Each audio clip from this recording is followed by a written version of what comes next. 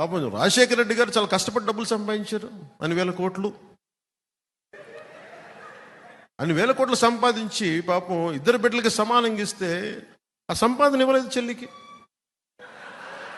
చాలా బాధ కలిగించే అంశం ఇది.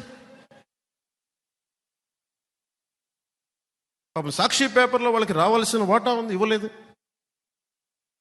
భారతీయ సిమెంట్స్లో ఇవ్వాలి వాటాలు, ఇవ్వలేదు. పాపం ఆవిడ ఈ రోజున పడుతున్నాయి. ఎంత నిజం బాధ వేసింది. పాపం మరి ఇవ్వాలి కదా, సొంత చెల్లికి ఇవ్వాలి, ఇవ్వడు ఇతరం. సొంత చెల్లికి ఆస్తి ఇవ్వనోడు మనకెలా వాటాలు పంచుతాడబ్బా. పాపం రాజశేఖర రెడ్డి గారు చాలా కష్టపడి డబ్బులు సంపాదించారు. అన్ని